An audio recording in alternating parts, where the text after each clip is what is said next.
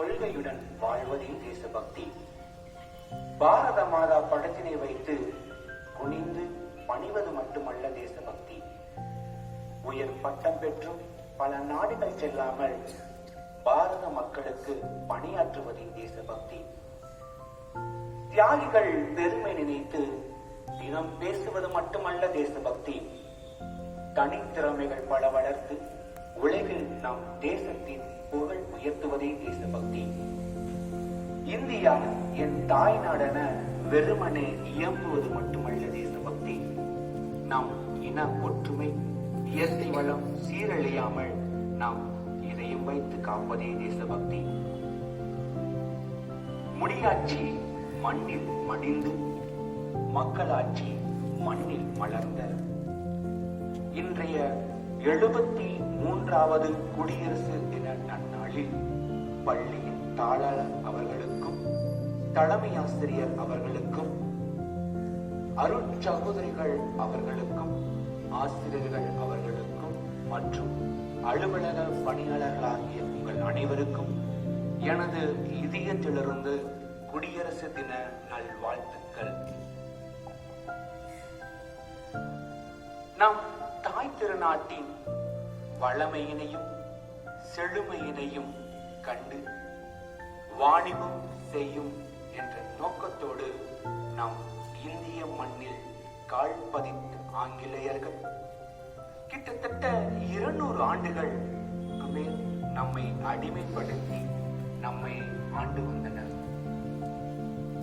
ஆங்கிலேயர்களிடம் அடிமைப்பட்டு கிடந்த நாம் சுதந்திர காற்றை சுவாசிக்க அவர்களிடமிருந்து நம்மை விடுவித்துக் கொள்ள பல்வேறு போராட்டங்களை முன்னெடுத்தனர். பல மனிதர்கள் தனது இன்னுயிரையும் கொடுத்து இந்திய விடுதலைக்காக பாடுபட்டனர். மாண்டேகு செமஸ்போர்டு சீர்திருத்தம், மிண்டு மார்லி சீர்திருத்தம், ஒத்துழையாமை இயக்கம், சட்ட மறுப்பு இயக்கம், வெள்ளையனே வெளியேறு இயக்கம் என பல போராட்டங்களை முன்னெடுத்ததன் காரணமாகவும் பல தனது இன்னுயிரையும் இந்த மண்ணில் கொடுத்ததன் காரணமாகவும் 1947ஆம் ஆண்டு ஆகஸ்ட் 15ஆம் நாள் நம் இந்திய நாடும் நம் இந்திய நாட்டு மக்களும் சுதந்திர காற்றை தனதாக்கிக் கொண்டோம். அதன் பின் டாக்டர் ராஜேந்திர பிரசாத் அவர்கள் மூலம் இந்திய அரசியல் அமைப்பு சாசனம் உருவாக்க திட்டமிட்டு டாக்டர் அம்பேத்கர் அவர்களின் தலைமையில் அமெரிக்க அரசியல் அமைப்பு சாசனத்தை அடிப்படையாக கொண்டு இந்திய அரசியல் அமைப்பு சாசனம் ஒரு மிகப்பெரிய குழு மூலம் வரையறுக்கப்பட்டு பல்வேறு திறந்த அமர்வுகளினாலும் விவாதங்களினாலும் 2 ஆண்டுகள் 11 மாதம் 166 நாட்கள் விவாதித்து நமது இந்திய அரசியல் அமைப்பு சாசனம் வரையறுக்கப்பட்டது.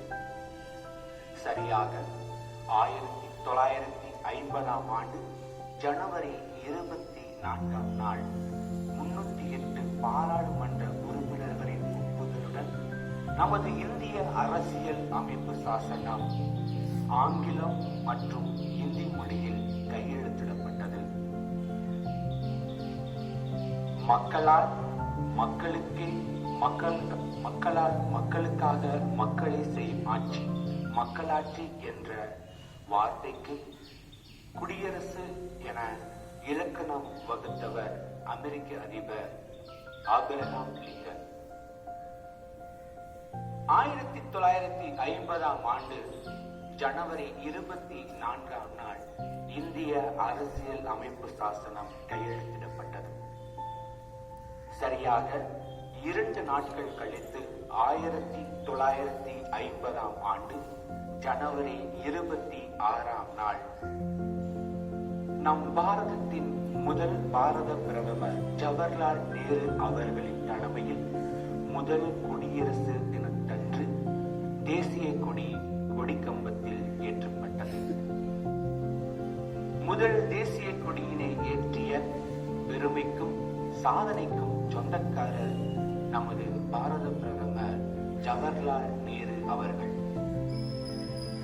அன்று முதல் ஒவ்வொரு ஆண்டும் நம் இந்தியா முழுவதும் சுதந்திர தினத்தன்றும் குடியரசு தினத்தன்றும் பல தலைவர்களின் தலைமையில் கொடியேற்றி ஜாதி, மதம், இனம், மொழி என்ற பாகுபாடின்றி நாம் அனைவரும் ஒரு தாய் மக்கள் என்ற ஒற்றை நோக்கத்தோடு நாம் சுதந்திர தினத்தையும் குடியரசு தினத்தினையும் கொண்டாடி வருகின்றோம்.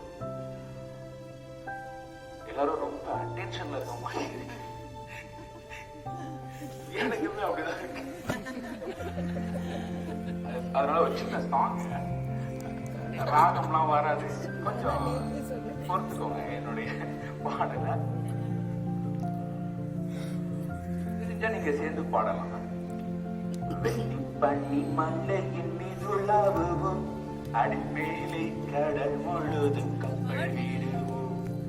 வெள்ளி பண்ணி மலையின் மீதுலாவுவோம், அடிமேலே கடல் முழுதும் கப்பல் வீடுவோம். பள்ளித்தளம் அனைத்தும் கோயில் செய்வோம், பள்ளித்தளம் அனைத்தும் கோயில் செய்வோம். எங்கள் பாரத தேசம் என்று தோள் கொட்டுவோம், எங்கள் பாரத தேசம் என்று தோள் கொட்டுவோம், எங்கள் பாரத தேசம் என்று தோள் கொட்டுவோம், எங்கள் பாரத தேசம் என்று தோள் கொட்டுவோம். வெள்ளி பண்ணி மலையின் மீதுலாவுவோம், அடிமேலே கடல் முழுதும் கப்பல் வீடுவோம். நானும் ரொம்ப ட்ரை பண்ணேன், இந்த லைன் என்ன எடுக்கவே முடியல. முத்து குளிப்பதொரு தென்கடலிலே, முத்து குளிப்பதொரு தென்கடலிலே, மொய்த்து வணிகர் பல நாட்டினர் வந்து. முத்து குளிப்பதொரு தென்கடலிலே, மொய்த்து வணிகர் பல நாட்டினர் வந்து. நத்தின் நாமக்கினிய பொருள் கொணர்ந்தே, நத்தின் நாமக்கினிய பொருள் கொணர்ந்தே, நம்மருள் வேண்டுவதும் மேற்கரையிலே, முத்து குளிப்பதொரு தென்கரையிலே. வெள்ளி பண்ணி மலையின் மீது உலவுவோம், அடிமேலே கடல் முழுதும் கப்பல் விடுவோம். பள்ளித்தளம் அனைத்து கோயில் செய்வோம், பள்ளித்தளம் அனைத்து கோவில் செய்வோம். நம் பாரத தேசம் என தோள் கொட்டுவோம், நம் பாரத தேசம் என்று தோள் கொட்டுவோம், நம் பாரத தேசம் என்று தோள் கொட்டுவோம். ஆயுதம் செய்வோம், நல்ல காகிதம் செய்வோம், ஆயுதம் செய்வோம், நல்ல காகிதம் செய்வோம். ஆலைகள் வைப்போம், கல்வி சாலைகள் வைப்போம், ஆலைகள் வைப்போம், கல்வி சாலைகள் வைப்போம். ஓயுதல் செய்யும், தலை சாயுதல் செய்யும், ஓயுதல் செய்யும், தலை சாயுதல் செய்யும். உண்மைகள் சொல்வோம், பல வன்மைகள் செய்வோம், உண்மைகள் சொல்வோம், பல வன்மைகள் செய்வோம். வெள்ளி பண்ணி மலையின் மீது உலவுவோம், அடிமேலே கடல் முழுதும் கப்பல் விடுவோம். பள்ளித்தளம் அனைத்தும் கோயில் செய்வோம், பள்ளித்தளம் அனைத்தும் கோயில் செய்வோம். நம் பாரத தேசம் என்று தோள் கொட்டுவோம், நம் பாரத தேசம் என்று தோள் கொட்டுவோம், நம் பாரத தேசம் என்று தோள் கொட்டுவோம். தோள் கொட்டுவோம், தோள் கொட்டுவோம், தோள் கொட்டுவோம். வந்தே மாதரம், வந்தே மாதரம், வந்தே மாதரம். ஃபர்ஸ்ட் டைம் இந்த பாட்டு பாரு. ஆக்சுவலா அந்த பாட்டு பார்க்கும்போது நமக்கு ஒரு வைப்ரேஷன் நமக்குள்ள ஏற்படும். அந்த வீடியோட நம்ம பார்க்கும்போது என்ன ஒரு அருமையான ஒரு வார்த்தைகள். நமது புரட்சி கவிஞர் பாரதியார் அவர்கள் எழுதின அற்புதமான வரிகள். இந்திய நாட்டோட செழுமையினையும் வளமையினையும் எப்படி இந்திய நாடு இருக்க வேணும் அப்படின்னு அவர் நினைத்து தனது கற்பனையில உதித்த இந்த வரிகள். இதே போலதான் நம்முடைய இந்திய விடுதலைக்காக எண்ணற்ற தலைவர்கள் பாடுபட்டிருக்காங்க. அதாவது தன்னுடைய குடும்பம், பிள்ளைகள், மனைவி, அனைத்தையும் துறந்து தன்னலம் மறந்து நாட்டினுடைய நலம் மட்டும்தான் அவருடைய குறிக்கோளாக கொண்டு தனது உயிரையுமே இந்த நாட்டிற்காக கொடுத்திருக்கிறார்கள். இந்த நாள் என்ன அப்படின்னா, அவர்களை நம்ம நினைத்து அவர்களுக்காக நம்ம பெருமைப்படக்கூடிய ஒரு அற்புதமான நாள் இந்த நாள். ஒவ்வொரு நாளும் நாமும் சுதந்திர தினம் கொண்டாடுறோம், குடியரசு தினம் கொண்டாடுகிறோம். நம்முடைய பிள்ளைகளுக்கும் மாணவர்களுக்கும் நீ காந்தியை போல இருக்கணும், வஉசியை போல இருக்கணும், கொடிகாத்த குமரனை போல இருக்கணும், பெரியாரை போல இருக்கணும், காமராஜரை போல இருக்கணும் அப்படின்னு சொல்லி அன்றைய தலைவர்களை மட்டுமே இன்னமும் நம்ம சொல்லிட்டு இருக்கிறோம். நம்ம இந்தியா பொருளாதாரத்திலையும் அறிவியலிலையும் வளரணும், முன்னேறி வரணும் அப்படின்னு ஆசைப்படுற நாம அடிப்படை இந்தியாவுக்கு என்ன தேவை அப்படின்றத உணரவே இல்லை. வைகை புகழ் வடிவேலு சொன்ன மாதிரி building strong but basement weak அப்படின்னு சொல்லுவாங்கல்ல. நம்ம இந்தியா அறிவியல்ல முன்னேறி ஸ்ட்ராங்கா இருந்தா பத்தாது, அடிப்படை என்ன, அடிப்படையில ஸ்ட்ராங்கா இருந்தா தான் நம்ம பில்டிங் ஸ்ட்ராங்கா இருக்க முடியும். காந்தி சொன்னாரு, ஒரு பொண்ணு நைட்டு 12 மணிக்கு தனியா நடக்குதோ அன்னைக்குதான் இந்தியா சுதந்திரம் அடைஞ்சது அப்படின்னு காந்தி சொன்னாரு. இப்ப தனியா பெண் போலாம், எந்த ஒரு பயமும் இல்லை, ஒரு சில இடங்களை தவிர. ஒரு மனிதனுக்கு அத்தியாவசிய தேவையான உணவு, உடை, உறவிடம், இந்த 3 தான் முக்கியம். இந்த 3 இந்த நாட்டில் உள்ள எல்லாருக்குமே சரியா கிடைக்குது அப்படின்ற தருணம் தான் நாம விடுதலை அடைந்த தருணம். நமக்காக விடுதலைக்காக பாடுபட்டு தனது உயிரையும் கொடுத்த தலைவர்களுடைய நோக்கமும் இதுதான்.